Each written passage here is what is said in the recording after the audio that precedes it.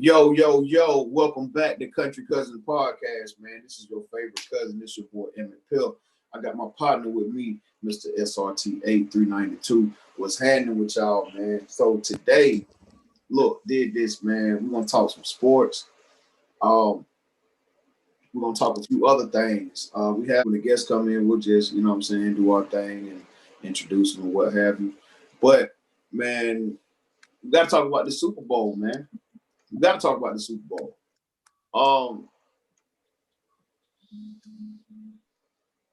A black boy, a black man, isn't going to beat Tom Brady in the Super Bowl. It's not going to happen. Has it happened?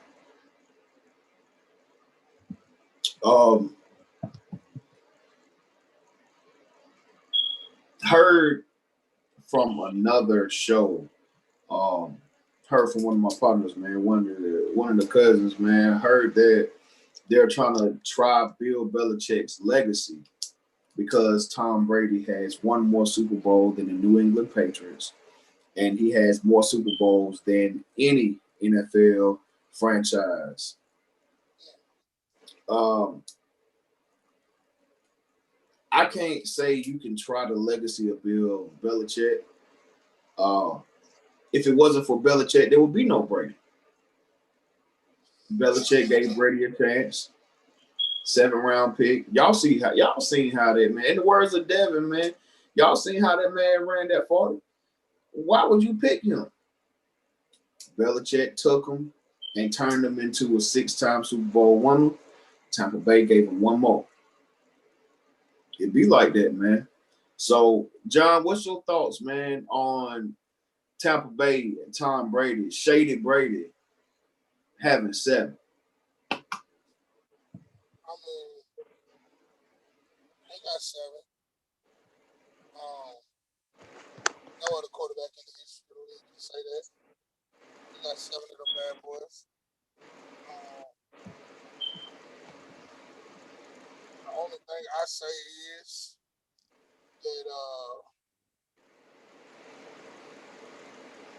I'm just tired of the rhetoric that, like, he's the greatest athlete of all time rhetoric. Most decorated quarterback. I don't think he's the best quarterback, but he's the most decorated.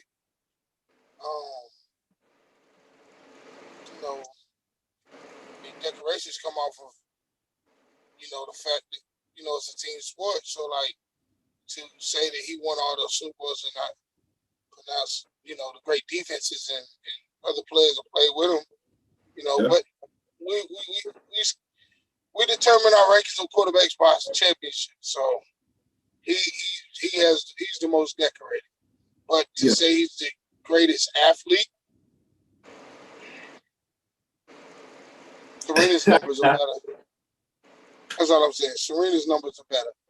So the fact that Tom Brady will probably, unless Pat Mahomes goes back next year, or Lamar Jackson goes to the Super Bowl and beats some Russell Wilson. Because we had to talk about the Russell Wilson situation too that I seen, but it doesn't look like Tom Brady's gonna lose to a black head coach or a black quarterback, man. As far as Super Bowl goes, regular season games, he'll lose those, but I don't want to. Russ had him. Russ had him on the ropes. It just seemed like, with Russ, it seemed like there was a call made from upstairs. Because how you gonna say Marshawn had him? Marshawn had him, and they tried to force Russ to be the MVP and let him off the hook. Yeah. Speaking of Russ, man, Russell Wilson came up and said that he's not sure if he's on the market. There's been talks. Russell Wilson has a no trade clause, but there have been talks of him possibly being traded. Right. This offseason. Where is a destination? A decent destination for Russell Wilson. Denver.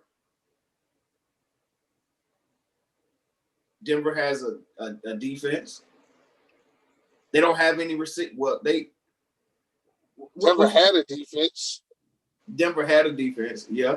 But Von Miller coming back next year, but he's only one man.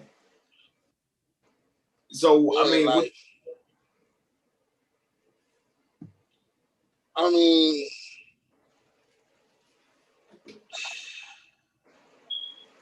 I don't see Russ leaving. I don't see Russ leaving the gold mine that is Metcalf.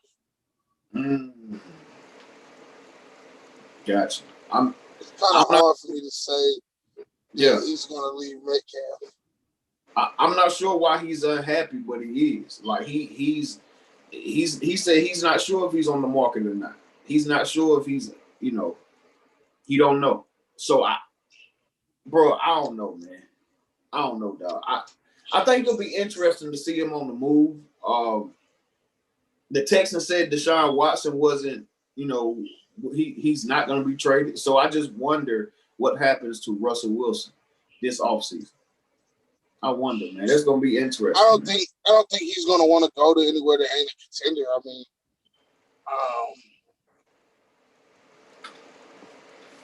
let's say this. Let's say Carson Wentz trade to Chicago goes through, right? Yeah. And let's say Russell goes to Chicago and Carson goes to Seattle. So that would mean that Carson would be a true 30 bird since he's played with both birds.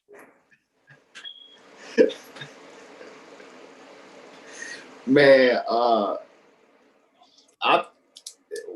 Carson Wentz ain't happy because he lost his spot. He's gonna have to do better if the trade goes through in Chicago. They tried to call him a baby A-Rod, a baby Aaron Rodgers. How he has the different release points and throws the ball, off his feet or whatever. Like they try to call him a baby A-Rod, but not me, man. I don't think so. Hey, bro said give him a few minutes. What's going on, man? Apologize, man. What's up with you? What up, G? Man, as soon as I got home, my son jumped off the bed. Legit, I walked into him crying because he jumped off the bed and it hit his head. So it's all good, man. It's all good. I understand kids, dog. Mom will hear, she'll be right here in my lap. Hold up. What you got on that head right now? Man, John, come on, man. I'm gonna tilt the camera down just so they can't see what's on my head, man. Hey, you know what happened last night? Hey, man. Hey, I like what you're doing. Promote it and tell Maurice I need some of that. That's what I said. I'm gonna be on here for a Greensboro joint, man. At least one of my Greensboro homies. I'm gonna throw Maurice on, man, for sure. That's hard. Word. I need to holler at Maurice about getting on too. Yeah, man. That False Life too. Hey, y'all still got the False Life? Man, you know what? We put that out in 2016, but bro, I really want to bring it back a little bit, to be honest with you, bro. That's dope, bro. We'll get into that in a minute. Okay. Hey, bro, you want to bring the show in? Let's get it rocking. Yes, sir. Hey, welcome back to Country Cousin Podcast, man. This your boy Emmett Pill. This is my co-host, Mr. SRT8. Man, we got a special guest. Amen. Yes, sir. We got a special guest with us today, man. John, do us the pleasure, man. Introduce our guest. Hey, this is a brother, a very astute brother. Very knowledgeable. He graduated from the University of North Carolina, Charlotte. Okay. I don't know, bro, how many titles you got? It's so many things you do. I grew up with this fellow who played football, middle school, high school, rode on the back of my dad's truck. He's from semi-country boys. Just let him let them know all the titles you got, bro. Everything you done did, bro. I don't got too much titles, man. You hit it on the head, man. I know my boy John since we've been 11 years old, man. So we go way, way, way back to middle school, back to our Greensboro days, riding on the back of his truck, man. I actually took my fiance by his dad's crib. You know what I'm saying? John wasn't even there, but just wanted her to meet, you know what I'm saying, his dad, man, just because he definitely played a significant role in our life. But man, I left Greensboro, graduated from Northeast, and went on to UNC Charlotte and got my undergrad in finance, and then I got my MBA in management. And right now, man, I never came home, and I've been in the city. I've been in Charlotte since 2006, and just trying to run up the real estate world up here, you know, but trying to also connect with my homies back home too. So, okay. Yes, I don't got too much titles, John. I don't got too much titles, man. So, what I mean, because, and I do want to shout out your father, yeah, man, Dr. Odell Cleveland. I mean, that man's meant so much to me. Just even when I was trying with the group trading knowledge, we were working everything, but everybody's business careers kind of like took over. Mm-hmm. And we still got it, but he really did kind of try to help us and put us in front of people. And he's a great man in himself. So I know, you know, between your father and your mother, you kind of grew up with a well-rounded household. It wasn't easy, I know that for a fact. But what instilled the strive for knowledge, and what made you want to get into the real estate field in your life? Oh, man. So to your point, my father has always, you know, preached entrepreneurship to me, man, since a young age. So I know Chris has a young daughter, man, and I mean, it's so important for us to talk to our kids about entrepreneurship. It's never too early to talk about it. So that's something that was common in the household, man. We taught business. He's a business guy in Greensboro, well-known business guy in Greensboro. And so this kind of, you know, apple don't fall far from the tree. But when I got to school, you know what I'm saying, I wanted to do business, but I didn't know what kind of business I necessarily wanted to jump into. I was always in the numbers. So I was in the stocks and finances and things like that. Didn't even see real estate as a plug, man. Like, real estate happened on accident. Real estate happened just by me buying a house and being in the property, like just living the regular day life we all live, you know. And that's hopefully what I'm hoping to tackle on this call today, man. It's like, yo, you can make plays, or you can make moves, you can be building equity, or you could be making money moves, like power moves, just by living your everyday life, but owning, you know what I'm saying, versus renting your property. And of course, there's nothing wrong with renting. You know, everybody is stepping stones to all of this, but ultimately, the ownership and the different things that we can tap into with ownership, you know, really opening our culture's eyes to that. And what that can do for you, man, it can change your life. It can change your life. So business, Big J, you know what I'm saying? I sold T-shirts and did airbrush shirts and sold CDs in high school. So I've always been a business guy. And it naturally went over to the real estate, man, to the sales tip. And you're taking it off and trying to just bring other young brothers and anybody really under me, you know what I'm saying, who actually listen and take the tutelage. Who wants to aspire and do things in real estate and blow it up. Because it's life-changing. It literally is generational wealth, man. So that's what's up, man. Did you sell the in middle school, right? Did you sell the Kool-Aid in the bag with the sugar mixed in it? Nah, man, I wasn't into Kool-Aid, man. But I tell you what, my CD prices were low, man. They was about Kool-Aid prices, bro. You know what I'm saying? I used to let them go for $2 in middle school. So come on, man. $2, man, back in the day. You know, you can get the mixed CD, bro. Like you'll put everything on them motherfuckers, man. Mixed CD, man, up to, I think it was up to like 15, 16 tracks, you know. Damn. $2, yeah, man. It was rolling back in middle school, man. School, hey, shit, that's what's up, bro. Hey, that's what's up. Hey, we ain't gotta get into it, but you know, Cal had a little group. Oh, yeah, man. I didn't have a group. I was a part of a group, you know, and I still, to be honest, I still got strong ties, John. You know, I still rep 06. Okay. Yeah. That's okay, I got you. Chris, when you graduated? Chris, when you graduated? 06. Okay, see, that's what I'm saying, man. Like, I'm on the phone with 3 06 guys, so y'all know. Yes, sir. They mean a little different, man. They mean a little different. We need to drop a reunion mixtape, bro. I can't be on that, man. I've changed my So, man, man, so you talked about real estate, man. Talk to me about the process of like buying land and like building a house. Like, first off, is it cheaper to build a house than buying a house? Mm-hmm. So Hey, I'm gonna tackle the part you just said there. Is it cheaper to build a house or to buy a house? So in the market of 2021, you guys know, or you probably heard, it's a seller's market, meaning the buyer is honestly not at advantage. It's so many buyers and it's so least amount of sellers that it's a seller's market. They kind of can call the shots. New construction, even though you're dealing with the builder and they're building the home, they're still a seller. You know what I'm saying? They're still running the rules. They're still setting the guidelines, if you will. The thing about new construction is you're not getting into these bid wars. What's happening right now in homes, man, is properties are being listed. And I keep up with inventory in Greensboro too, like all around North Carolina, specifically in Charlotte, because Charlotte's booming. Properties get listed, and by the time it gets listed, it's 5, 6, 7 offers first day within the first couple of hours. So you're having to come in, if a property is listed at 200,000, Big John, you might have to come in at 210, 215 for that same property because there's so many other people coming into it. And it's good because rates are low. So interest rates are low, meaning it's cheaper for you to own that home for what you pay a month. So you can afford to spend or to go a little higher. But with new construction, you're more so coming into the builder and the builder is telling you the price. So Chris, if you agree with that price, hey, 100,000, Chris, you're gonna get this, this, and this. You say, all right, cool, we sign it. You're not worrying about him coming back and say, hey man, Big John said 102, so I need 103. You know what I'm saying? You're signing on 100,000. The thing about the downside on building and new construction is, since it's such a seller's market, they can give you a cookie cutter product. And not saying all builders do that in any kind of way, right?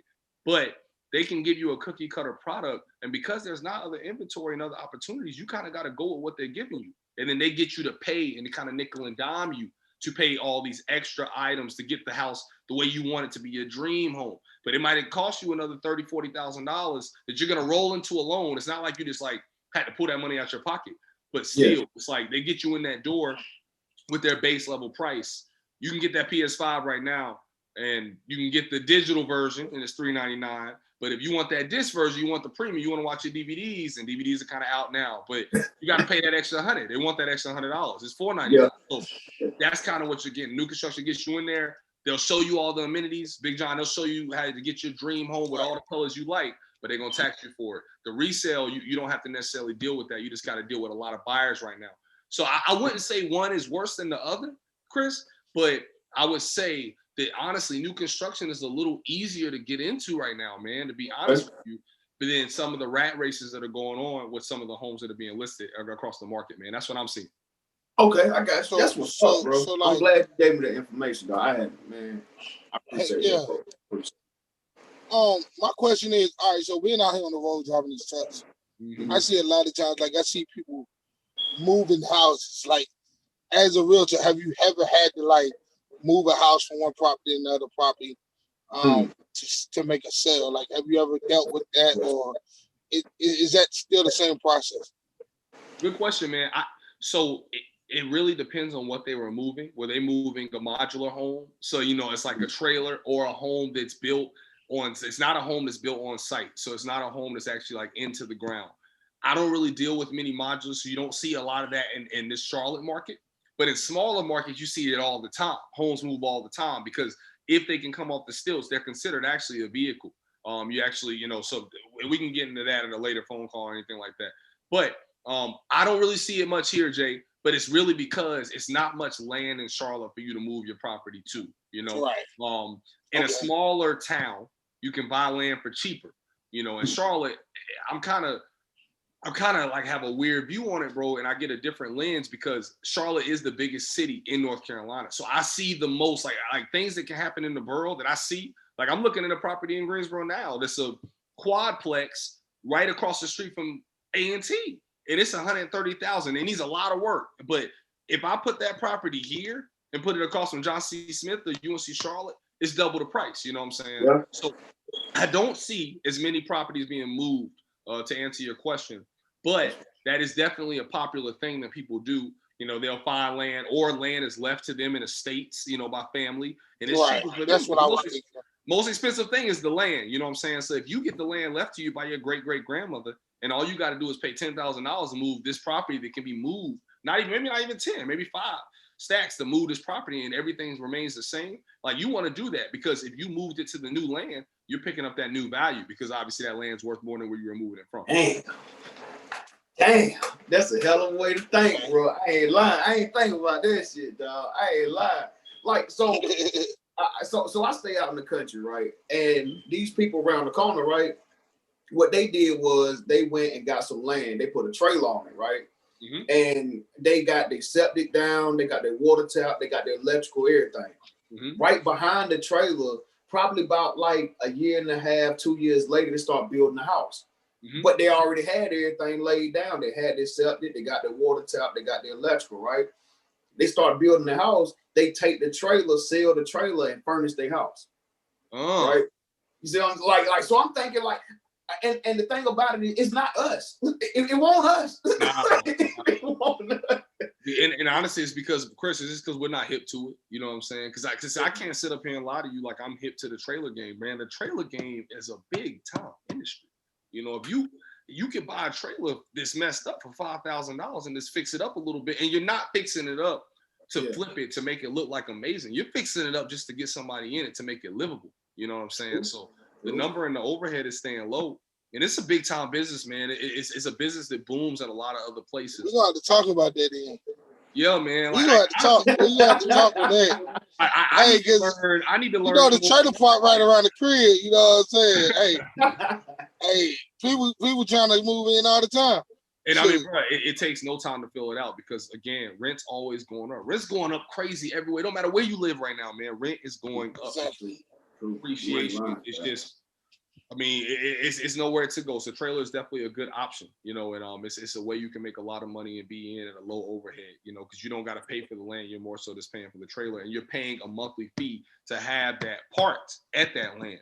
And the other way to make a bag off that is if you own the land and you got everybody paying you like a barbershop. You know what I'm saying? Like, you own the barbershop, people paying you for seats. You feel me? Yep. Like, that's just like the same if you own a trailer park that got 50 trailers in and everybody's paying you $100 a month for trailers, you know. Yeah. $5,000 for you to do nothing but to own the land. You ain't lying, man. I grew up in a trailer park, and lot rent is a motherfucker. Lot rent is a motherfucker. And like, Chris, what happens if you don't pay it? You got to go. Your ass out of there. Your ass is out of there. Mm-hmm. Like, man, and like, I ain't gonna lie, I used to view the trailer park as like the lowest of the low, as the bottom, right? Because I look at the apartments, right, and I'd be like, damn, at least y'all got certain services, my nigga. Like, we had to pay for a pool pad. You know what I mean? like busted septic tanks and all kind of shit, man. This shit was, you know. And but Chris said you said something that's real, man. Personally, what you said was real, but to piggyback on top of it, going back to the point, the trailer park industry, they're not dressing them cribs up. You don't have pools outside. You're not walking out to a yard. So they're just doing just enough to make you feel home within your 500, 600 square feet. You ain't lying. 500, 600 square feet fire. I mean, you know what I'm saying? You as the renter are going to run for it. You know what I'm saying? And then too, and I ain't saying this, but a lot of trailer park cats are slumlords. Like, they don't even take care of the place. You know what I'm saying? Now, that's not what I would tell you to get into or do. But a lot of people do it, and that's the expectation in that industry. So you can get away with a lot of things, man. And get away with a lot of things. That's real talk, man. Cats all up under your shit. Cats tearing your shit down, and that, man, you mad as hell. You stomping on the floor. Hey, get from under there. But go ahead, John. My bad. No, it's all relative. You feel me? We kind of spoke on something yesterday that was kind of off it was off the podcast, just, you know, a little banter we had, and I think it's important because I don't think people in North Carolina or in our areas, in our neighborhoods, our communities, understand what squatters is. Mm-hmm. And if you wanted to touch on what you touched on yesterday, I think it would be very educational and instrumental to folks on what squatters is and you know, how can it come affect in North Carolina? Real quick before you go, man. That's off the record, Chris. That's off the record. Y'all gonna cut that, but don't worry. Nah, but to your point, John. Squatters, man. So and people see these amazing stories of squatters, these success stories. And I'm not saying.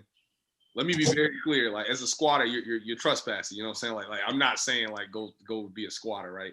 But understanding what that is, if you see a property that's been abandoned for a certain amount of time, and in North Carolina, I believe, and I told the guys I want to fact check this, but I believe it's 7 years unoccupied, meaning no one, or excuse me, if you see it unoccupied day one and you move your stuff in there, dude, when you call Duke Energy and you call your utilities, how a squatter can get away with it is they don't necessarily ask Chris, like, do you own that property? Because Chris could be going to an apartment and changing his Duke Energy every month. Or he could say he could be living with his girl and they break up and he's going back home to move with his mom or move somewhere else and wants to change the utility. So that's not a question they ask. So utility companies will turn all of the electricity and the energy, the heat, all that on, cable, all that. You can get all that turned into a property without them fact checking whether you own it, because not everyone owns their property. That's why written exists. Well, a squatter is somebody who takes advantage of that, moves into a spot that's abandoned, and they continue to stay there. They're not paying any principal. They're not paying any interest. They're not on the books anywhere. They just are living in this home because it's abandoned, pretty much. You know what I'm saying? But the process, the legal assets and process of that is if you are staying in that home for long enough, state to state, and each state has different rules. But if you're living in that home long enough and no one interrupts you, you go uninterrupted, you go unreported, you are like a neighbor, Chris. Like after a year, people gonna think you bought that crib. So like you ain't lying. Yeah, exactly. So and what happens is people really they live that life, because again, it's pretty easy to do if the surrounding people around you have no suspicions. And then you go to a certain time period, John, and when you hit that period, you can become the owner of that property, and you never had to actually put any money on the property or anything. Now, the part that we didn't talk about the other day, and it's very important to mention, is if you are a squatter and you do take ownership of that property 7 years down the road, nobody reports you, Chris, and you now own that property. You're also taking that property on with the debt that is running with that property, okay? So if there's a mortgage that John had from 10 years ago, okay, that he owes $50,000 on the house, well, that bank's still looking for their $50,000. You know what I mean? They just don't like a John. And John obviously is going in the wind because the house has been abandoned anyway for you to be living in it that long and nobody reporting you. So what's going to ultimately happen is you would go to the courts. You would have the right to buy this property, but you're going to have to pay off, the balances or any liens that are attached to the property. Now, Chris, it ain't a bad thing though, because if you move into a crib that's worth $100,000 and you stay in there 7 years, now it's worth $140,000, and you got to pay $28,000 in the mortgage. I mean, you came up big time, for free for 7 years. But again, and then you can sell that. You can sell that for $140,000 and only have 28,000 in it. And if you want to take that money and go elsewhere, it's crazy. Go squat again, goddammit. I re-squat, nigga. Yeah. But that's the process, man. And honestly, if you type that in, it's some really crazy stories out there. Because I'm talking low numbers. I'm talking 100,000. I remember specifically watching one about 4 years ago of a guy in Texas who had moved into a neighborhood, and it was like a $600,000 crib, and he owned it because their rules, I can't remember exactly, but I think their rules were like a year. You know what I'm saying? So he stayed there for a year. Nobody reported him. He owned the property, and so many neighbors were upset. But he won in court because he should. Was he trespassing? Yes. Should he have been doing that? No. But ultimately, did he stay there protected? Yes. So did he get that property? Damn. Like, could you imagine, bro? Like just riding around rich folk neighborhood, and like, damn, don't nobody stay in there? Yeah, I'm gonna go on. Like, what I'm saying? Or like a rich motherfucker going on a business trip for like, what I'm saying? However long, like if it's in Texas for like a year and shit. Like somebody going overseas and you just crash in their crib, they come back like, hey, what's happening, man? You know what I'm saying? That shit would be crazy, dog. But Chris, what this is real talk, man. So many, we don't talk about like how many people, right, in communities have a grandparent that's 80 years old that they haven't spoken to, or have a grandparent they don't even know, they never met. I have a grandparent I've never met. So it's you might have family members of people that ultimately don't know that you passed away. Like there's a lot of people out here who don't talk to anybody that's how to live at their crib, and they just like mind their own business and stay to themselves. So if something happens to them, I mean, what does happen to the house? We've all seen houses, especially living in the country. If you go out to Brown Summit, you'll see those houses that got a tree growing up in between it, and it's been sitting there since I've been 10, 11 years old.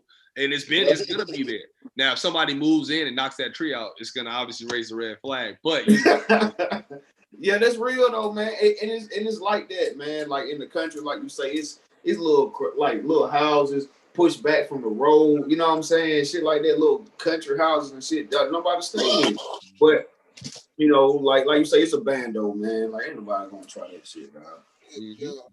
But it happens every day, man. And in a weird way, it's important information to know because I mean, you could come up in that way. That's not, like I said, I'm not promoting that, but I got you. It goes to trial and you'll win it if you pass the statute of limitations within the state that you live in. You know, if you did everything that you're supposed to do to fulfill ownership in that home, it will get passed over to you. So I got you. So and that's also something.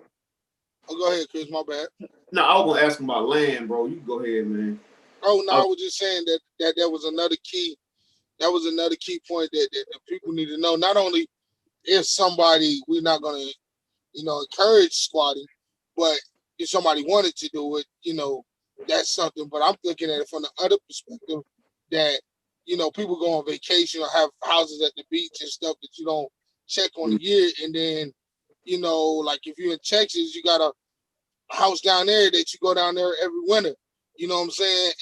And this winter you didn't go down there and somebody squats in that house. Like you said, for a year, like we don't know these things go on. So the first thing we want to say is, oh, the white man did this, the white man did that. But it's been a rule for years you just wasn't knowledgeable of. Yep. So you can't just blame it on something that was there in plain writing for you to learn about or something that you didn't know about. And then when it happens to you, you go to court and they win. Oh, well, they you know what I'm saying? Sometimes we got us, we'll pit it, the white man this, the white man that, and because we don't understand the rule. Well, John, you hit something hard on the head. It is as a homeowner, especially having rental properties, man. It's very important for you to know your insurance game and for you to know the rules of ownership within the state of I said state of North Carolina, but state wherever you live in, man. I mean, because if I legit live 3 minutes from the border, so I'll be in Fort Mill, South Carolina. I drive 3 minutes out. I need to know the rules if I buy a property over there, because there are different rules in North Carolina. But if you are the homeowner, North Carolina is specific. They don't care when you were in court, Chris, that you didn't know. If you didn't open the book, hey, that's part of it. So it's very important to know your rights as a homeowner and to know the different things when you're renting properties and what to look out for, like little red flags to look out for somebody. Yeah. But the squatting, again, is not even going through a renter. That's just somebody kind of breaking into your crib and staying there. Right. I got you. So like land, man. So say I was trying to get like 3-4 acres, maybe 5. Say, what would be a good starting point as far as finding land, or putting some money down on land? Is it better to go through a realty company or a private seller? What, in your opinion? So I've seen both, to be honest. Lots of people who are selling land, especially large parcels. So if you see a whole bunch of acres, they usually are going through a realtor. You'll see a big sign. It's usually a big wooden sign there, and then it says, 8.5 acres for sale. Call this number, and that usually is a realtor representing it, because they're just hoping. Like with land, it's really to me, it's kind of hard to personally sell your land because the platform, right? Not a lot of people are going to Google and typing in land for sale. Not to say they're not. Nobody's doing it, but it's not even. You're right. And if people are looking for land, they're probably investors with bread and who are working with the realtor who have them set up in some kind of a portal or something that's spitting them out properties when land is available. I do definitely pass by, especially in the country. You do pass by people selling land and people who are owning their property, selling their own land. But it's sometimes funny, Chris, because like if you buy land from somebody and you're not using a representative or you're not using someone who necessarily knows what's going on, you're responsible again for anything that's coming up on that land. Did you soil test that land? Did you do the different things to see if it's build eligible? Is there any liens that are running on that land? Meaning, is there some bill that maybe somebody went and got a loan beforehand and they haven't paid? You know what I'm saying? Like, you're going to encompass if you buy that land. So it's very important to ask those questions. That's why a lot of people who deal with land deal with realtors that deal with land. Like I'm a residential, commercial, land realtor. I can do all three. But since I don't specify land, I don't tell my clients like, hey, let's go do land, because really mainly I just think that that's not smart. You need to be dealing with somebody who knows land like the back of their hand and who has contractors and or inspectors who can come in there and test the soil and do different things to make sure that that land is going to be permittable for whatever you want to do on it once you purchase it. You're right. Vice versa, man. I think you see a little bit of both, but more people using realtors just because they're more in the know as far as the land and as far as what you need to do to prepare it. Gotcha. Yeah, man, and I'm glad you said that, because like I've been seeing like land, like old farmland for sale, and they might say like only 0.5 of this is buildable and shit like that. And I'm like, why the fuck you selling 3 acres if you only can use 0.5 to build a house on it? The fuck is what is this for?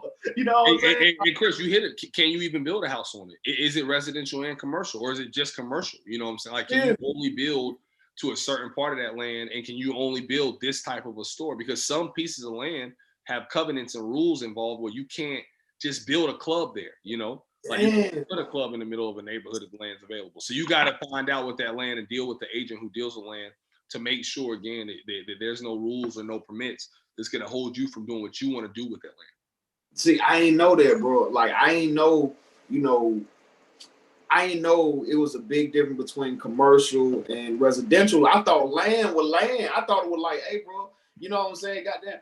Because I see like houses side the road, side the highway, up and down Highway 17. And I'm like, okay, you know what I mean? Like, shit, a church over there, it's some houses side there. I guess you can build a house in it, goddamn, but bro, now you can't. Yeah, it's little lines, man. I mean, they're imaginary lines, but it's lines all, because what they don't want, right, is for Greensboro to come in. I'm using Greensboro as an example, but what they don't want is for Greensboro to come in, build up uptown. You got one street downtown and it's crazy. It's got all the bars and has all these things going on with it, but you got this house sitting in the middle of it. You know, like honestly, a developer won't even come most times and buy that area to expand like a shopping mall or something like that, unless they've talked to the owner and they can buy them out of their rights, you know, because you just can't.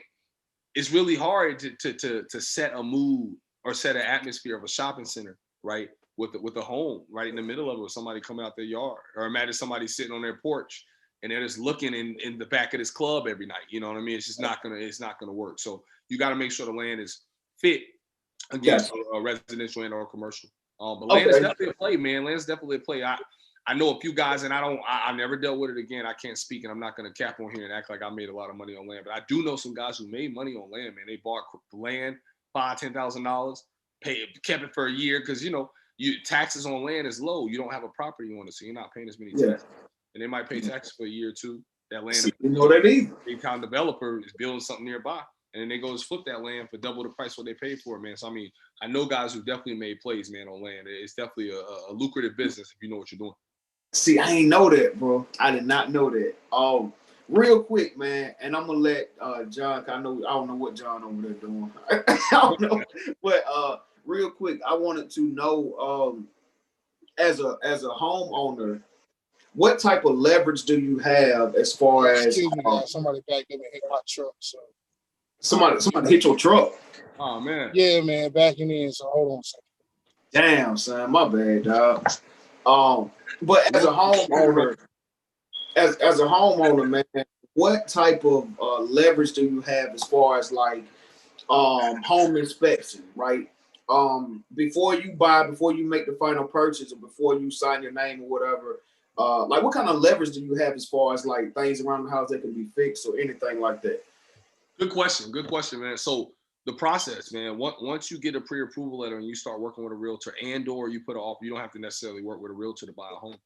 But if you're working with a realtor and or you putting in an offer on the home, Chris, once it goes under contract, so when you and that seller use the buyer and the seller agree on a price and on terms, you're going to be put under contract. The first thing you have to do in North Carolina is put money up front to lock the time in while you do inspections and appraisals. So you hit these things right on the head.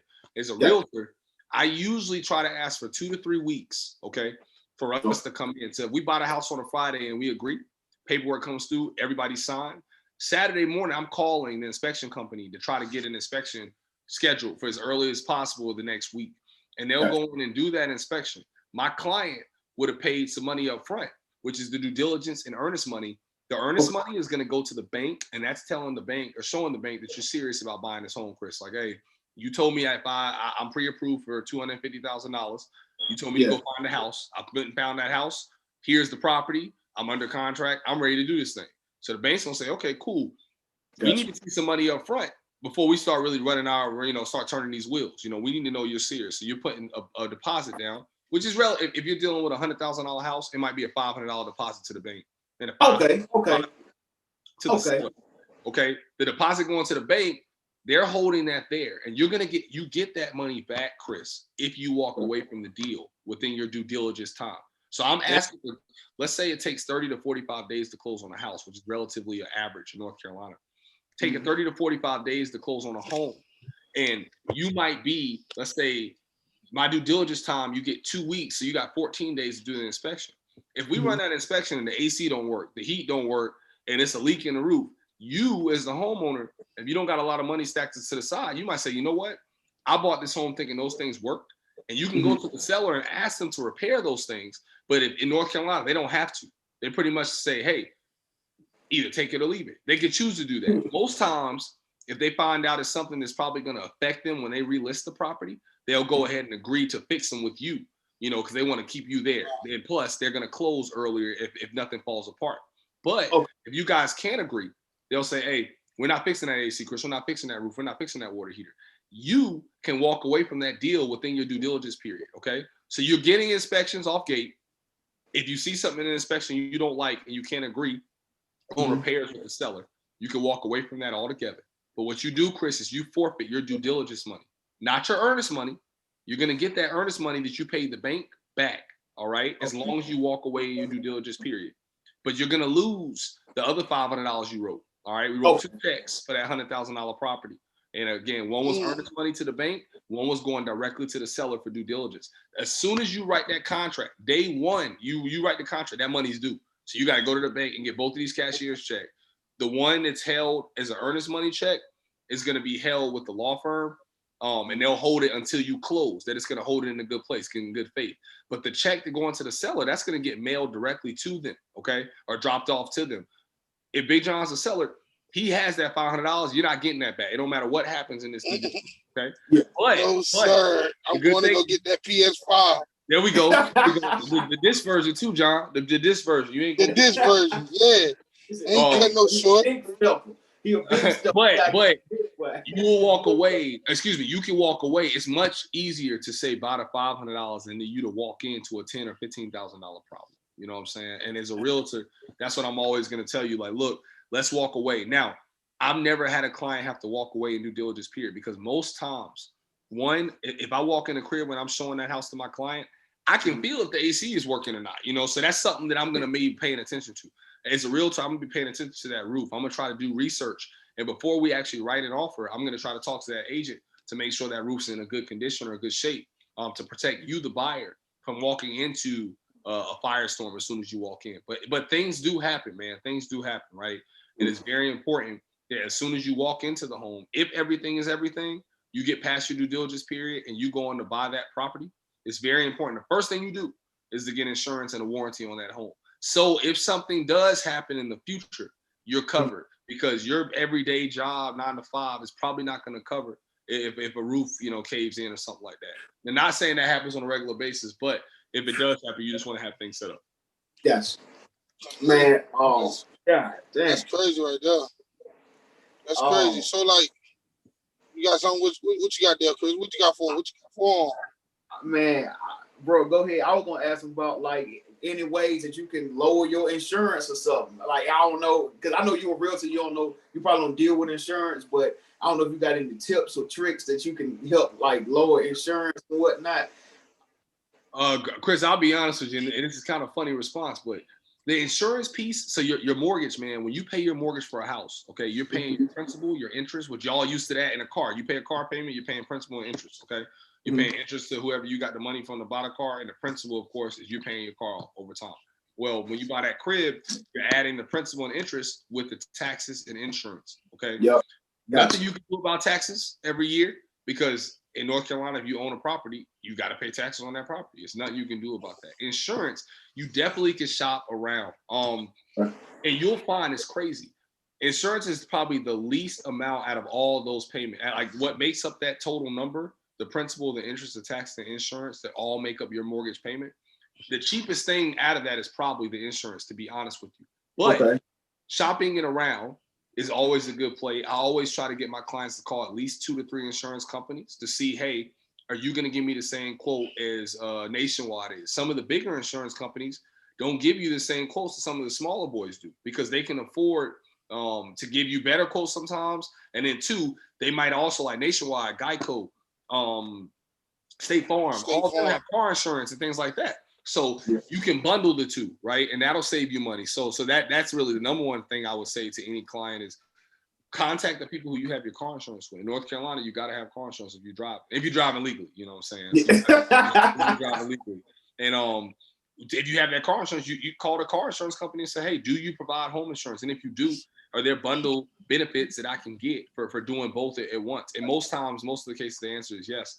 But you don't want to get, in a weird way, you want to get the cheapest insurance you can get, but you don't want to salvage, right? Like some of the coverages as well. Because just like a car insurance, you don't got to get insurance for the other car if you hit them. You can just get your insurance. You know what I'm saying? You can just cover your car. But if you get in that wreck, who's responsible for that other whip? If you get in that, you don't have liability. You know, you got to pay that out of pocket. So same story with the crib. You can go for the cheap insurance, but it might have a really high deductible, Chris. So look, they'll tell you, man, your roof go out. We'll come out there and give you a brand new roof, but you got to pay $5,000 deductible on this, opposed to $1,000 deductible. Now, your roof's not going to go out every day either. You know, it's just one of those things that you time out. But I always say to my clients, the difference in insurance and a really good one and a subpar one might be $10 a month or $15 a month. You can save $15 to $10 by not going out to eat one day out the week, one day out the month. You know what I'm saying? So always, you don't want to penny pinch there. And taxes, like I said, you can't penny pinch because the city is sending you that. You know, they're telling you what it is. What you can also penny pinch, though, is that interest and that interest rate you get on your mortgage, because different banks offer different rates, and rates are changing every single day. They're fluctuating up, down, up, down. So you can call around, and by shopping around, you can find a bank that has a lower interest rate than maybe another bank does. And that ultimately will save you $50, $60, $70 a month on your payment, man, over a 30-year period. So you can do the math on that, you know. It's crazy. And you benefit from that just from calling around and doing your research. You're right.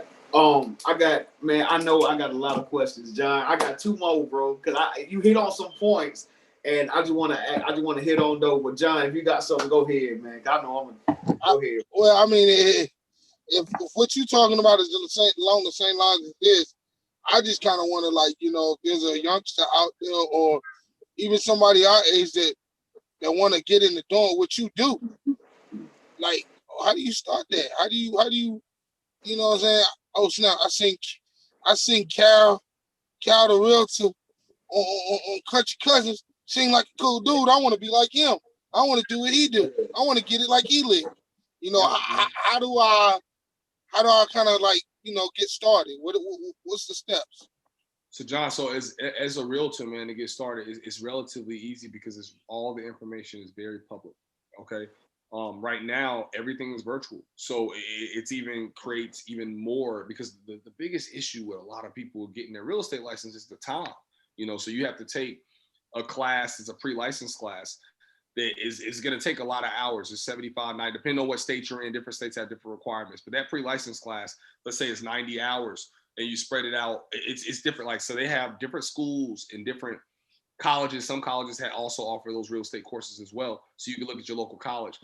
They have crash courses where you can get done in 2 weeks, man. Like, for real, like you coming in there from 8 to 5 for 10 days and you can get the hours under you to go take the state exam. Then they have ones like for people like me who really want to get into real estate, but they have a full-time job. They have a family. They have things where they can't just jump out. Chris, you got a daughter to pay. You got to still pay your bills. So you look at like a weekend option. Right? And the weekend one I did in 2017 was an 8 to 5 every Saturday and Sunday for 7 weeks. So I lost my weekend for 7 weeks, man, but it was a little bit of sacrifice for a lot of paradise, man, a lot of things to come on the other side of that, and for it to grow and for me to be able to help people and do a lot of things that I didn't see myself doing. The first thing you can do, man, is It's not a lot of huge money commitment, to be honest. I mean, you can get in that class, pay for your book, and be sitting in that class for less than $500. Okay. The thing that I would say is the biggest piece is the dedication and the time to reading, because you're going back to that school. Like, I had been out of school 10 years when I went back to get my real estate license. So I haven't, not 10, I mean, maybe 5, 6, college, but had to get my mindset back into that studying and paying attention to real estate law and the focusing on the little small details in real estate, because those are the things that trip you up on the state exam. What you do is you take your class, okay? You'll take a class exam. You pass that class exam and you can go sit for the state exam, okay? When you go sit for that state exam, you pay for the state exam, you go take it. It's like a multiple choice. So it's not like you're having to come in, Big John, and just fill in the blank or anything like that. But the multiple choice with real estate, it's a lot of answers. Like I'm not saying they put out questions to trick you, but they have a lot of questions that have a good answer, but they have a better answer. So really understanding, right? You going back to taking the SAT back in the day. We all are 06 and we took the SAT way before you had to do the writing part. It was just reading and the language. So when I took the SAT class, like, they focus mainly on like what trick questions to identify, how to, you know what I'm saying, like what to look for, what verbs to look for, what nouns to look for. In the math, what things, if it's way too over your head, to skip it, you know, like just to keep it moving. That with the state exam, you're on a time limit too. So you're practicing those same principles, man. But once you pass that state exam, you're waiting about a week, you're getting in a license in the mail, and then you're going to interview with different companies all over. The beautiful thing about the interview process is not like a job like with Bank of America or Wells Fargo. You're more so selling yourself. You're not wanting them to kind of pick you. You're saying, hey, this is what I can bring to the table. With real estate, you got to pay fees either way. So they're not going to, like Alan Tate or Keller Williams, they're going to tell you to come on in. You got to pay your fees, Chris, either way, whether you're making money or not. It's kind of like, you know, dog eats dog. It's you go out here and you eat what you kill. So it's getting actually in the building is easy as far as, you know, getting your hat and saying, hey, I'm a Keller Williams realtor, and or, you know, any company that you want to join when you first start. I highly suggest Keller Williams because I work at Keller Williams and I love the atmosphere, the culture. There's a biblical atmosphere there that I really appreciate. And it's a training atmosphere that I really appreciate, because when you get your license and pass that state exam, Chris, there's no training that comes with that. All you got is the common sense knowledge of real estate and the law. It's no training on how to get clients. It's no training on how to do leads. It's no training on how to market yourself. So going with a bigger company, you know, they just have trainings and different things like that set up so for you to take advantage of.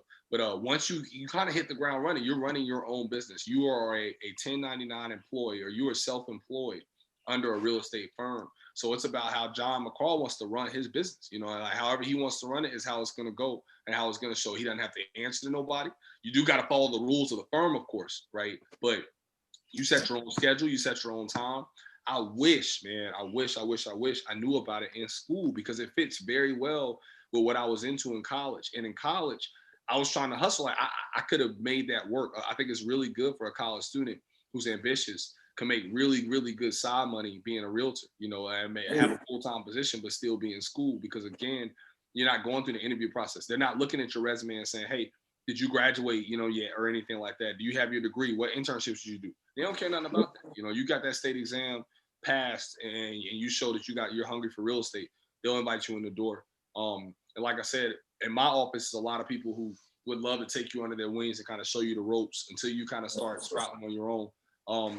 I've been able to take real estate, John, from not just helping clients and not just helping people find homes, which is my passion, to doing a lot of things myself, to being able to learn more about real estate, to kind of get behind closed doors and see how things work behind the scenes. And then also to jump into flipping and to roll that into like rentals and Airbnbs and learning more knowledge about that. And then buying properties and fixing them up and selling them after owning them for a short period of time, but making really good money doing it. All is like from real estate, just for me going to take my license and going to that class and learn more deep and dig into I could talk to, man. I'm about to get some information on that. Yeah, man. I'm about to get some information on that, because if you go right now, if you get off this call and you're watching this and you get off, you go to Google to your local city, you can type in Charlotte, Greensboro, Kernersville, anywhere you want to go. And then type in, you know, when is the next real estate class offer? And again, guys, because of COVID, it's virtual right now. So you don't even have to drive. Like these classes, you always have to be in person. They're in-person classes. Right now, You turn your computer on like we turned ours on, man. John, you could be in the truck taking a real estate class right now, man. That's hard, bro. So it's real, man. Bro, It's an opportunity, and it's the time frame that can't be ignored. It's an opportunity for you to get in, and we honestly need more representation in real estate, man, for the culture. Got it.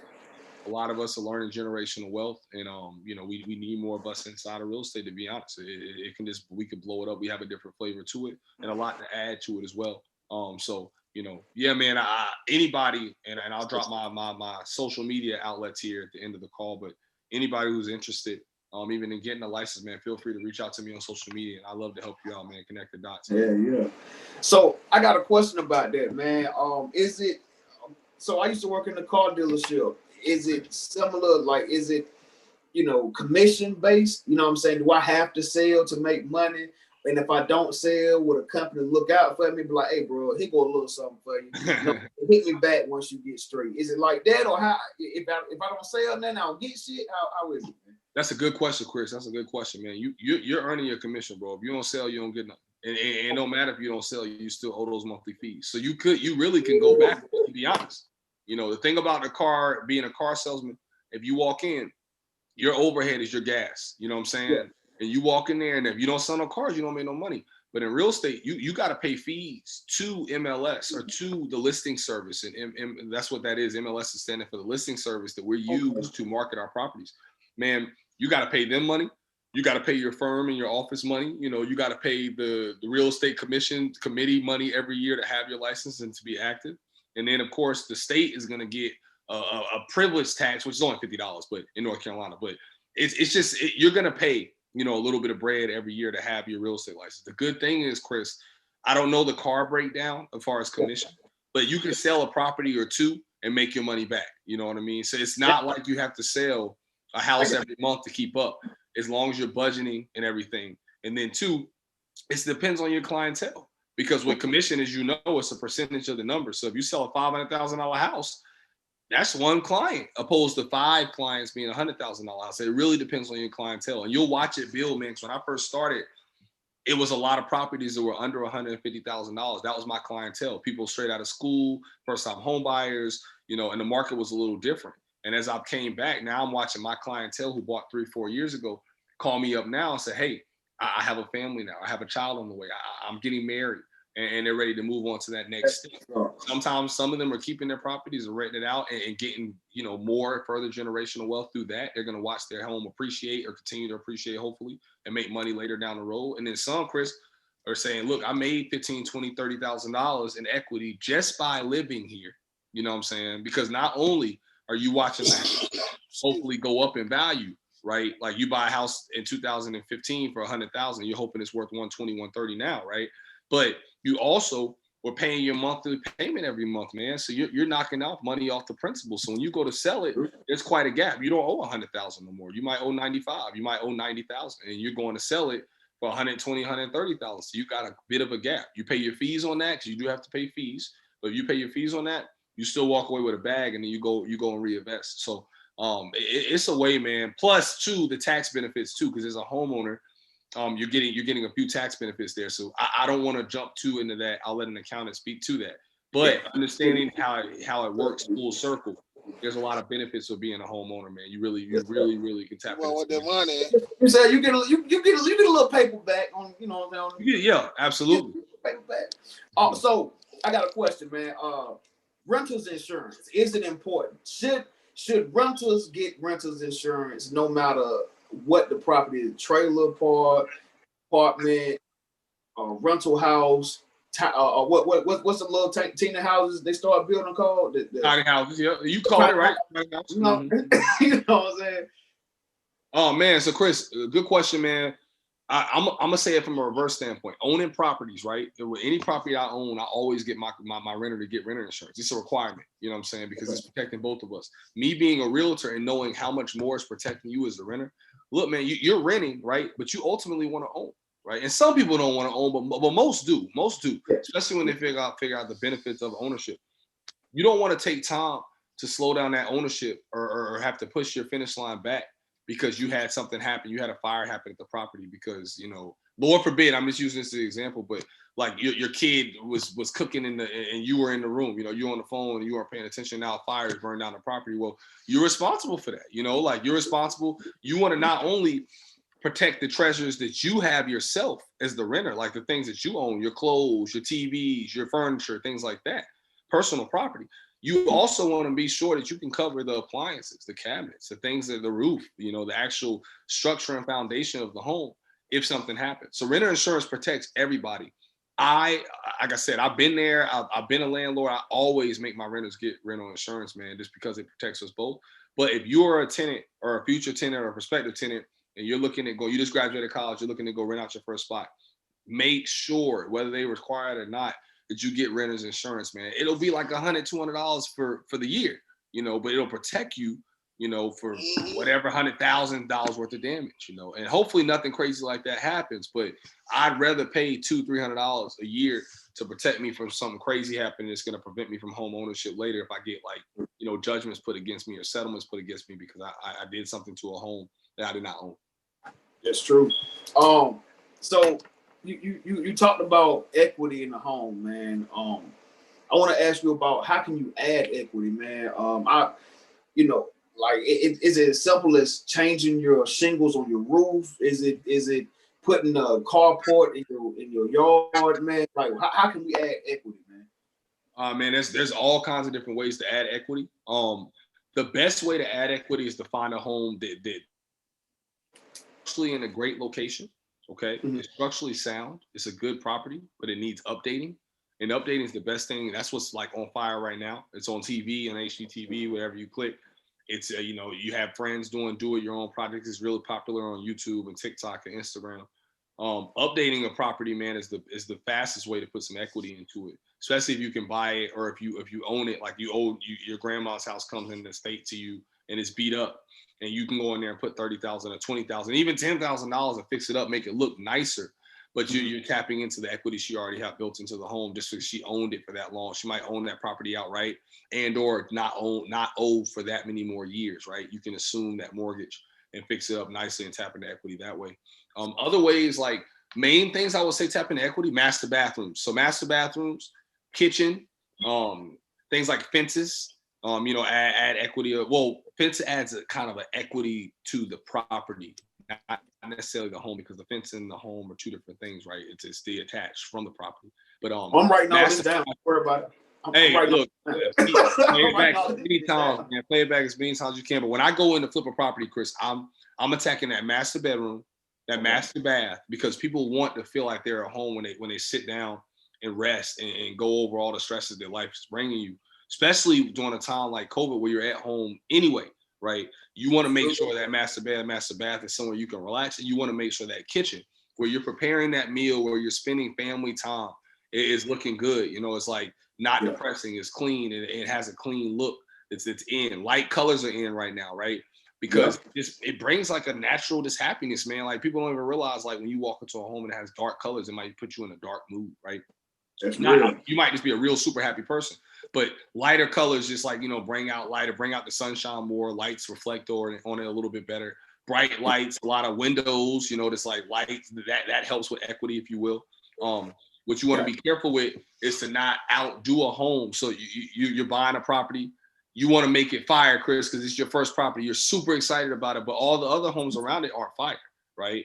You don't want to mess around and put $20,000 of work in that you're not going to get back.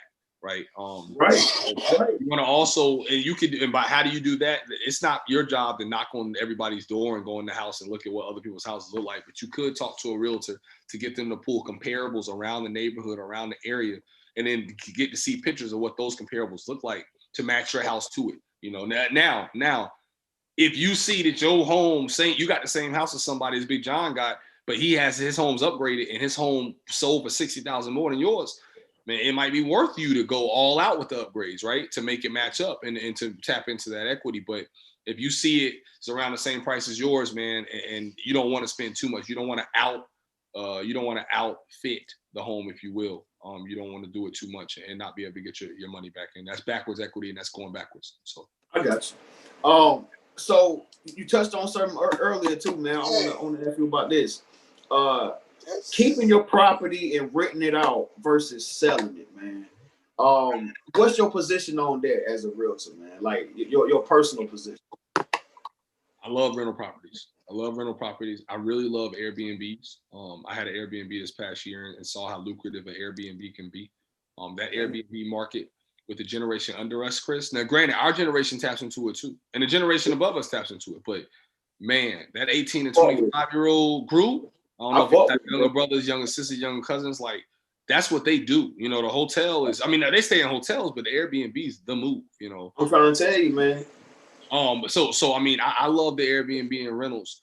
And then two, with rentals or Airbnb, it's always a positive play or always a smarter play because you, of course, somebody else is paying your equity, man. Like they're paying your mortgage for you. So not only are you making profit from them every month, hopefully, right? Like you're not upside down in the house, but you're also knocking off money in your equity every month and doing it for free. And you're not doing anything but collecting a check.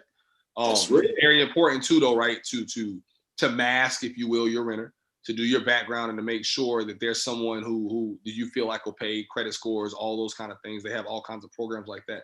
They can set you up and put you in position to find the right renter for you. Okay. Or a family member or a friend, right? Like if I was to buy a property in Greensboro, I would try to contact a family member or a friend or somebody I might have went to school with who I see how they're doing and how they're living and you know, they'll be more inclined to pay me or you know, they feel like more entrusted to me or I feel more entrusted to them for them to pay. Owning a home though, man, is always priority. You don't want to, you know, you can have all the rentals in the world. That's great. But you first want to make sure you're good. You know, you got a roof over your head and you're running up the appreciation on your property. And another thing with owning a home, Chris, when you go to the bank, you bring a lot less down to the table, bro. So if you want to buy a rental property, that same $100,000 that we were talking about in our earlier example, it's $20,000 to buy that rental property because it's 20%. Okay. Yeah. When you're buying a home that you're moving into, it could be 3.5%. It could be 5%. You could be using a first-time home buyer program where you're bringing no money down and you're moving into that crib. So that's the most important piece is getting you a crib where you're moving into it and then saving up and getting used to having that crib, right? House hacking, doing all kinds of different things to run up the check while you're in that crib, to go buy rental properties, and to you know, take your empire to a different level. I've actually liquidated out of all my rentals right now, but I'm definitely on the lookout trying to get another one now, man. Because it's a win-win situation with the rental properties as long as you have a tenant. So how do you have you ever dealt with wholesalers? I think me and you had a talk a long time ago about wholesaling, but I know you said properties like projects to fix up, to sell, or fix up to make an Airbnb. Have you dealt with like wholesalers, the middleman? Yeah, absolutely, man. So I got personal relationships with about 6 wholesalers in Charlotte, and they're like good relationships that I've worked with before personally. I bought a crib from them. As an investor in general, it's the most important thing to be in my world is to find wholesalers because they are the ones on the ground trying to find these properties for the low. They're the ones calling. They're the ones getting cussed out. They're the ones doing that hard work to find a property, but then they're going to market that property to you for a higher price. You won't necessarily know what they've agreed to purchase the property under or for, but you still are taking advantage, John, because you know that you can get a deal too. Like that property, if you were buying it from anybody else, would be more expensive. So wholesalers, man, it's essential you have relationships with them. They're a big piece to the overall real estate puzzle, especially in the flip world. And in the cash investing world and rental world, because they're the deal guys, they're the middlemen. And if you get a good relationship with a wholesaler, Chris, they'd be the first person to call you. So if they got a deal they're working on, and it might be like, hey, Chris, man, I got something coming on next week that you can be on before anybody else sees it. You know what I'm saying? Like, so what you saying is, so you need me to go ahead and get on my Tony the Closer. Yeah. Go on, get on my Tony the Closer and lock the 336 now for you. That's what you're saying. If you need me to get on my Tony the Closer from Greensboro to Danville, I need to lock it up for you. That's what you're saying. Bro, I can't go up to Danville. But if you get something in Greensboro, I will come down. Greensboro to Pelham. Greensboro to Pelham. That's right there on the line. All right. Well, I need to go to Greensboro to Pelham. And I just talk with Tony the Closer. As soon as I call Tony, we got you. I know you got the briefcase, you got the quarter truck, so I know who to call. All right, boom. You hear that, Chris? Chris, you got any property down there in Eastern North Carolina? Because I'm pretty sure it come down there too. Yeah, You know what I'm saying? As long as it say North Carolina on it. We got some big property down there in Nebraska. You know. And look, I ain't never went over state lines, but nah, man. Honestly, that's one of the hopes, John. That's one of the things that I hope that happens in this whole story. And my story is that I buy a property for one of my homies. You know what I'm saying? So I got a few homies up here in Charlotte.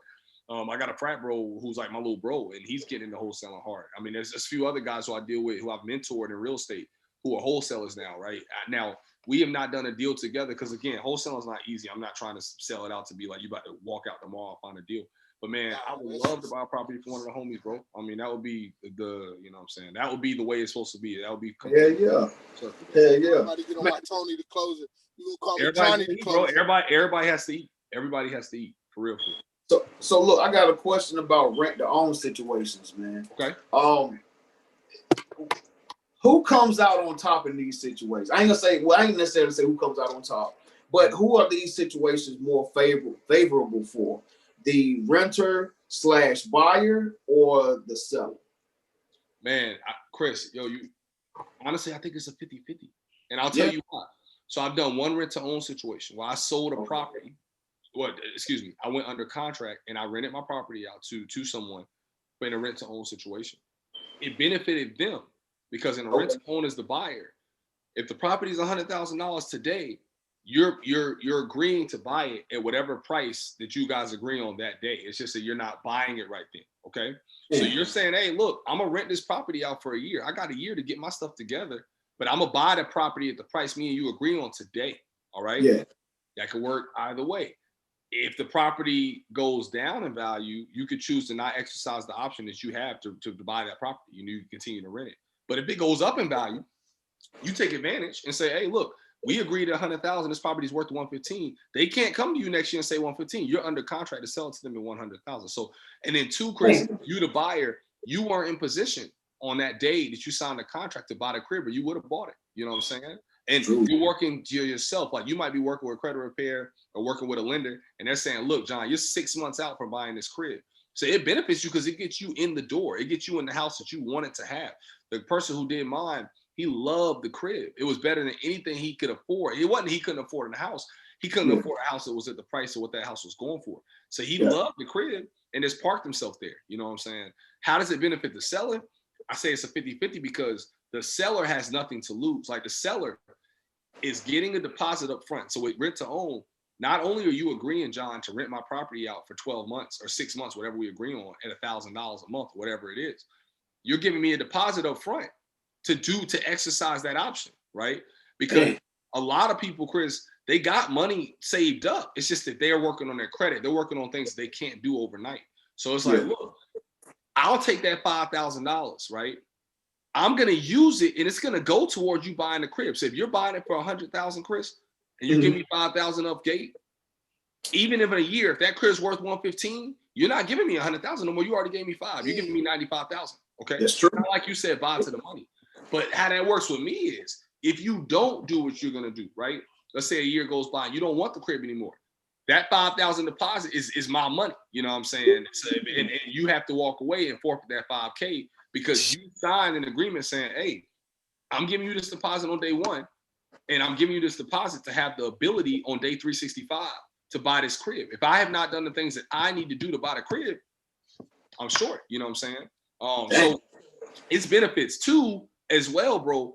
The biggest benefit for the owner is, and the way I felt, like I was so happy when it happened for me. If somebody, Chris, if you're buying a house and you love that house, you want to live in that house, it's going to be your house in a year. Are you going to tear that crib up? Hell no. Tear that crib? Are you going to pay on time? Because the thing about it in that rule too is if you don't pay the rent in between this year, well, guess what? The contract is null and void. You know what I'm saying? You're not paying the rent. You didn't do what you said you were going to do. So it really benefits both parties because I could be in there for 8 months getting rent. You come in and say, man, I ain't paying you rent no more. And I want my money back. Well, I'm not giving you your money back. And I'm not saying it ain't go like that with me, but I'm just saying, like, I don't owe you that money back. And I still own this property. So what can I do now? If that house is worth $115,000 a year later, I can turn around and sell it at $115,000 as a seller. And now I done made $15,000 more than I agreed to sell it for $100,000. But it was Chris's fault. Chris had everything Chris had all the rules. He had all the game in his hands. He had to do what he had to get the That's real. That's real. So, like, as far as when that goes, you being the landlord, are they still responsible for anything that happens in the crib? Like, if something were like the washer dryer might go out, or like any amenities, something go out in the house or whatever. Say the refrigerator stop working, or like it's the landlord. That's a real good question, because see, that's one of the benefits of the buyer. You're not, when you're leasing that home before you own it, that owner, the landlord, is still responsible for fixing those things. Dang. That is good, because you're not having to worry about the warranty. You're not having to worry about the insurance. All you got to worry about is paying your month. I mean, you know what I'm saying? Your rent every month. And then if something goes wrong, you can just make a phone call to the landlord and it's situated, you know? So that's a really good question too, because yes, it's very important to understand that you are responsible for only the things that you would be responsible for under your regular lease. And you're not responsible for everything else that comes with the income of buying that home, but you will be, you know what I'm saying, when this contract goes under and you officially become the homeowner. Damn, that shit crazy as hell. Like, and that's one of our fears of renting out. You know what I'm saying? My wife, she's like, I don't want to rent to somebody and then we move out of state and then we come back to check on things and it's total pieces. And I'm like, yeah, well, your parents live right down the road. They can come by and check. Like, they could be the acting, you know, the in-state, you know what I'm saying, landlords. All they got to do is send the money down to us or whatever, put in whatever, you know what I'm saying? But she sell this and then we can get something bigger. And I'm like, but we still could have steady income coming in at the same time too now. So, you know what I'm saying? Now you hit it right, but it's something you got to keep tackling and keep chiming away, because ultimately, if you own the home y'all are in now for 30 years, you're gonna pay that house off. So one day you want house two, you know, because you want a house to pass to your daughter, you know what I'm saying? And while you still live. But mainly too, you know, is I will say I've had 2 of my cribs tow up, you know what I'm saying? Come on, man. And it's, you are gonna get rent. I mean, you can't have 10 rentals and expect to have 10 out of 10. It's just not gonna work in that world. That world don't work like that. And you need to come in saying, hey, you count the good days, but you don't start crying and whining when you have a bad day either, you know. But going back to what we were saying earlier, Chris is saying, do I have the things in place? Do I have insurance? Do I have warranties in place to cover me if they tear up my actual crib? If they tear up things cosmetically, unfortunately, only way for you to really do it is to take them to small claims court, and that's its own battle. You might spend more on lawyers and, you know what I'm saying, it's even worth for you getting $500 back or something like that. So you might just let it go. In all my cases where people have torn up my cribs, I've ended up letting it go, man. And I didn't feel good about it. Didn't feel good about it at all. But it's like, man, it comes with the territory. And I knew that, you know, and you don't look at all the good days and just focus on the good days. You got to look at it overall as a whole, man. But I would say too, you hit it on the head. If you got a family member nearby, or if you have someone who you trust nearby, it could really make renting a much easier process, because you're not worrying about a lot of the things that the average landlord has to worry about. Knowing a stranger inside their home and tearing up, especially if it's a home you and your wife moved into, and then y'all go upgrade, and she still has emotional ties to this crib. She don't want you to come in and see it tore up, man. I mean, I got homies who that's happened to too. Luckily, the properties that I got tore up were not my personal cribs, but I mean, man, it just can be a little emotional if it's the actual house you first home you bought too. So you want to be careful with it dancing around the wife. I know that, but ultimately, man, it's the conversation that has to happen, because it just makes sense, man. Somebody else is paying for you. You're right. You can't think of it like, oh, it's going to be negative. You know, you got to think of it with a positive mindset. In my humble opinion. Humble opinion. You real. Shouting my man out, Reese, Northeast Greensboro. I got your brand on. Matter of fact, if you could, I mean, I know you're not Reese, but if you want to talk a little bit about Reese's brand, if you have anything that you want to speak on about his brand, I damn sure would love for you to get that out. Actually, man, absolutely, man, absolutely. So Maurice, man, we all went to high school together. Maurice is 07, you know, and I show a little love to 07, man, but I'm still an 06 guy. But you know, if Maurice is watching this, man, anytime I see any of my homeboys back home in Greensboro put out anything on a clothing line, I try to support it. And not just home, you know, if it's here, if it's anybody I know who puts something out there, I try to buy it, you know, or try to support it, whether it be wine, anything, you know, anything. and mainly because I had a clothing line. So Maurice, we had a clothing line a few years ago that we started in 2011. It was FOS, figure of speech. So it was a clothing line that represented like words being on your shirt, you know, and the meaning of you being like a walking billboard. And it was real successful. We got a lot of love. We had a lot of people support us from back home and support us from the Charlotte area. It was a lot to keep up with.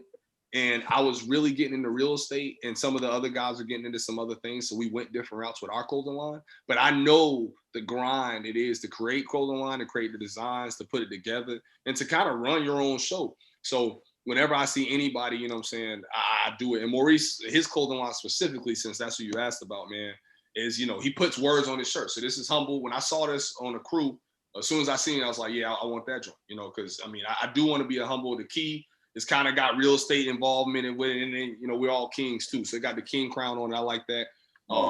You know, it don't matter, man. I always try to buy an item, man, you know, from the homies, and always try to support. I definitely got to try to reach out to him. Yeah, man. To reach out to him and Eric, and because Eric has the monkey face. Bro, and as I say that, I want to make sure, because I have not talked to Eric, man. Yo, he is. I came across, man, Mark. I still keep up with Mark real well, and I know Mark is one of the affiliates of the Monkey Face brand. I definitely, next time I'm in Greensboro, you put it on everything I love. I'm gonna stop by that shop, man, and buy something from there too. Because, man, I seen he done blown it up, man. He got his whole, you know what I'm saying, brick and mortar. Yeah. He's so five. So again, John, ain't a lot of love for 05 either, you know what I'm saying? But, I got heavy Greensboro ties, and man, I definitely, I see E blowing up. So if Eric's watching this, man, or anything, I want to send him a shout out too, and I'm gonna be sure to stop by the shop, man, when I come to Greensboro. That's hard. Man, I got one more question for you, man, and I'm done, man. One more question. Yes, sir. How good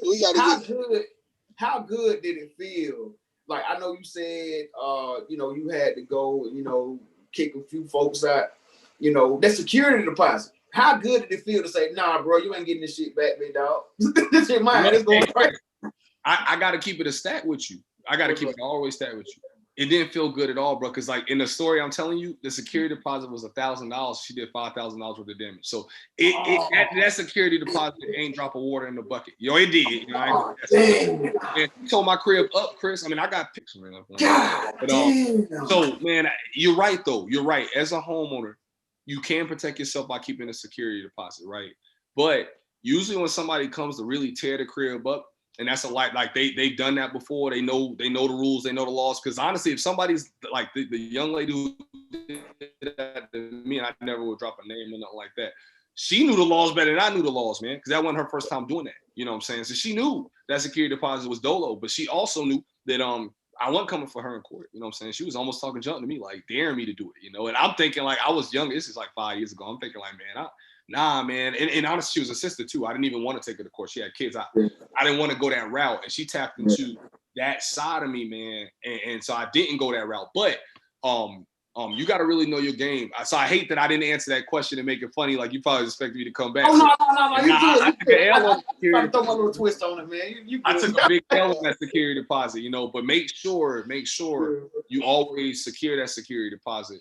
And if somebody does tear your cribs up, you leverage it. You know, you don't take advantage of nobody. Now, you don't take advantage of nobody, but you leverage it. And in North Carolina, Chris, let me put this out there too.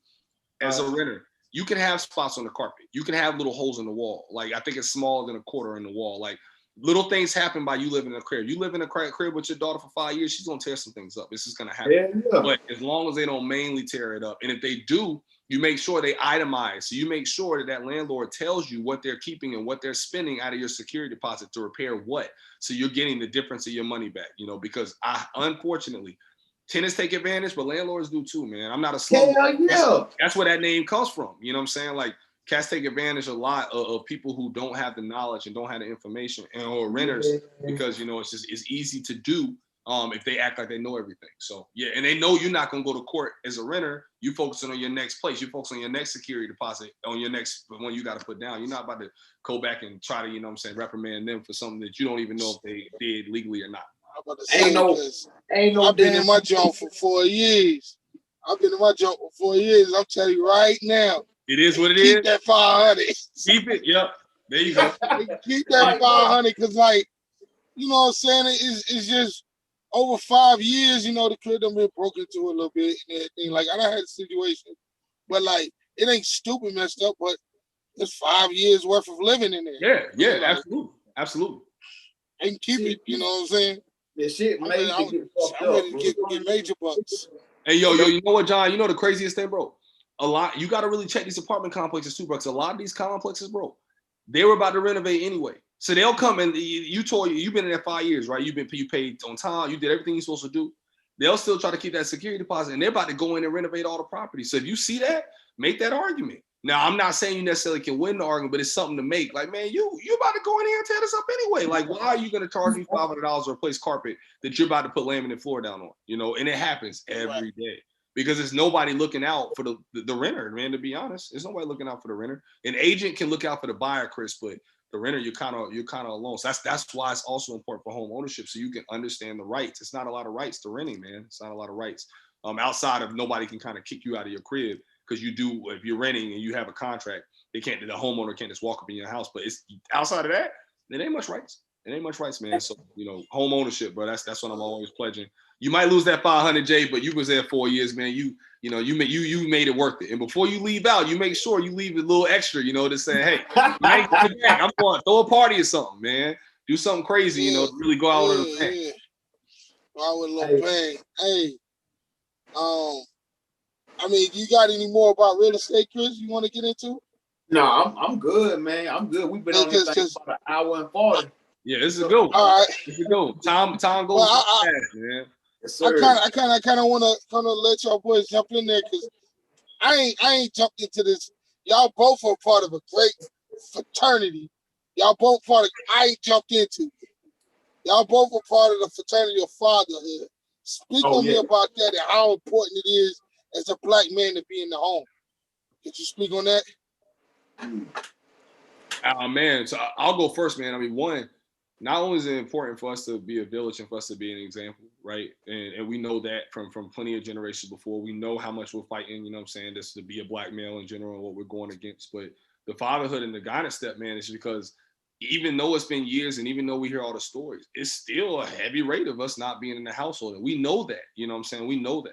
Especially with social media, it makes it so easy to see what's outside of your household and to jump outside of your household because you think everything is greener on the other side. You know what I'm saying? Always is the thing, and social media just kind of puts it at your front door or in your phone and puts it in your face. But man, fatherhood for me, and Chris, you can speak on yours, man. Being an entrepreneur and fatherhood has just brought me to another level of responsibility and taking the game to the next level, you know, like, so I don't know what brought you to bring the podcast for you guys to get together and say, we're going to finally do it. I'm sure y'all talked about it for a while before you say, you know what, we're going to do it, man. I mean, like, you start thinking about like your legacy and what you want to leave, what you ultimately want to do for your kids and how you want to provide. It is really kind of to get you to tap more so into yourself, be unselfish, and it's to, be more of a provider, man. So, and personally too, you're just doing more things. You're staying out of trouble. You ain't getting in no nonsense. And you know, just head on straight. Hopefully, you know, taking it to the moon, man. For real. Well, you ain't lying, man. You ain't lying, dog. Being a father, bro, it taught me patience. It taught me how to be patient with myself and other people. Because you got to have patience with your daughter, man. And I also learned that you don't necessarily have to. You can love them all day, but sometimes you don't like them. You know what I'm saying? Like, you know what I'm saying? Like, sometimes I tell my daughter that sometimes, like, I love you, but right now I don't like you. Get out my face, man. Like, cause John know how she is, man. Like, but that's my baby, man. That's my baby. I wouldn't trade the world for her, you know what I'm saying? But it's just, you know, it taught me a lot about myself. It taught me, you know, like you say, bro, responsibility, you know what I'm saying? That somebody actually depends on you to eat. You know what I'm saying? Somebody depends on you and they looking at you for protection and guidance and education and knowledge and you know what I'm saying? And all this other shit, bro. And being a girl dad, bro, it's shit different, dog. Like, that shit changed the fuck out you, man. That shit changed you, dog. Like, I ain't lying, man. Just sitting here thinking about it, dog. Like, damn, that's my baby. But it just changed you. Like, I'm nowhere near what how I used to be. Like you said, bro, you don't do the same shit you used to do. You know what I'm saying? You tend to be in the house a little bit earlier. You know what I'm saying? You don't even fuck with the bullshit. Like, bro, shit changing. Fatherhood changing, period. But Good. God, well, my daughter changed the shit out of me, boy. Like, hey, Chris, tell John he need to get him some kids, man. Man, bro, I've been telling that man he need to go ahead and pop out about 5 of them motherfuckers, man. Hey, man, I can't be no baby daddy, bro. I ain't got time for that. I'm already tired of Uncle Sam taking my mama. Hey, I'm already tired of Uncle Sam taking my money. If somebody gonna take my money, she gonna be in there for the long haul. We both going to the box together, Hey, you got a comfy little room right behind you, bro. She can ride right back there along with you. No. She don't need to be on the road with me. No. Why not? Cause, man, you be around somebody too long, you gonna get tired of. You gonna get on your nerves. You don't got nowhere to go in the truck, bro. Well, right. This my escape from reality. Yeah. You ain't lying, boy. You ain't lying, man. You are not lying, man. You know what I'm saying? So look, I don't know if you watch comic book shit, man. Like DC, Marvel shit. You into like superhero shit? I'll keep it a stat with you, bro. That ain't really my wave, man. You know. No, man, don't worry about it. I was gonna ask you if you had a superpower, what would it be, man? So now I can answer that question. All right, what you got? Man, I think I would want to be invisible. You know, come on, man. Come on, man. Because imagine being a fly on the wall, man. We talk about it all the time, right? And if you're invisible, you ain't even a fly on the wall. Like just the knowledge that you could have gained, from being in a room or being able to step in a room or whoever you want to step into because they don't know you're in there. Of course, we're not superheroes. We understand that. But man, be invisible. I could really make some plays, man. Just I feel like my ear could be all the way to the streets, man. That's what I think of off top of my head. But I ain't really into Marvel and all that. I played Marvel vs. Capcom back in the day and all that. Yeah, I got you. I ain't no comic book guy. I got you, man. I got you. Ain't nothing wrong with that, man. I probably would want to either read minds or either have the teleportation shit. You know what I'm saying? Just think about something like Goku. Just think about this shit and I'm gone. You know what I'm saying?